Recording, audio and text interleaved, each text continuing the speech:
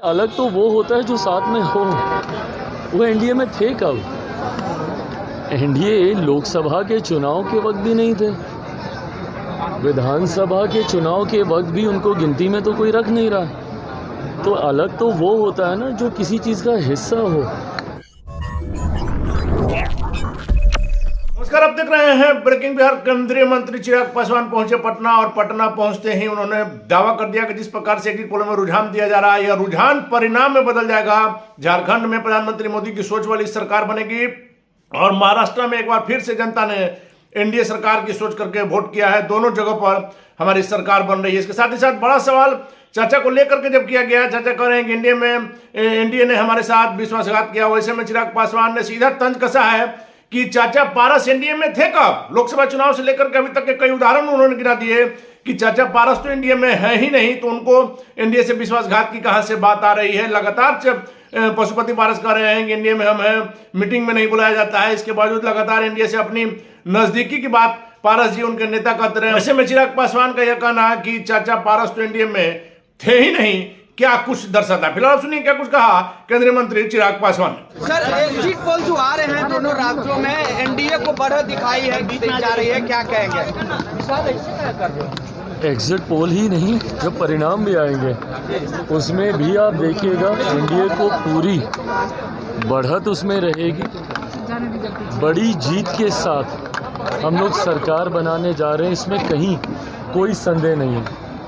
झारखंड में भी हम प्रचार के लिए गए थे, महाराष्ट्र में भी हम प्रचार के लिए गए थे और दोनों जगह जाकर जो जानकारी जनता के साथ इंटरेक्ट कर हासिल हुई है, उसी के आधार पर इस बात को इतनी प्रमुखता से मैं कह सकता हूँ कि 23 तारीख को जब परिणाम आएंगे, झारखंड में लोग बदलाव का मन बना चुके हैं।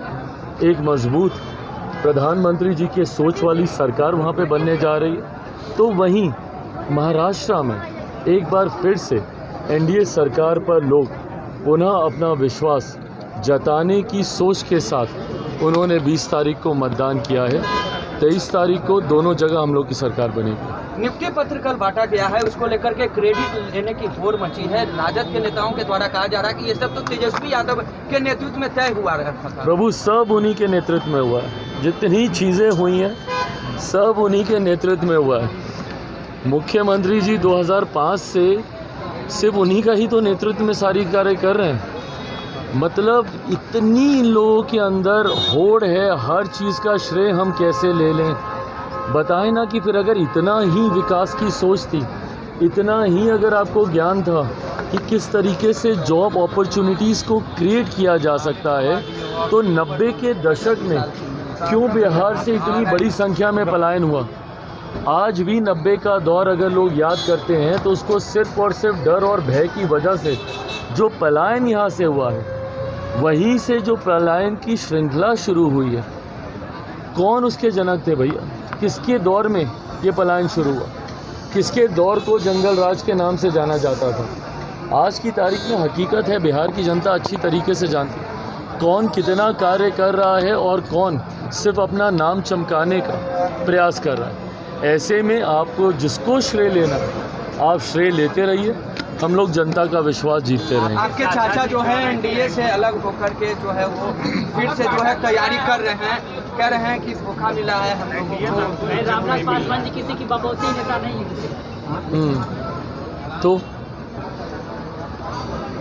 इस पर क्या कहना है? आगे बोल रहे हैं एनडीए से अलग होने का उन्होंने तो भाई वो उनकी अपनी पार्टी है, ये फैसला उनको लेना है।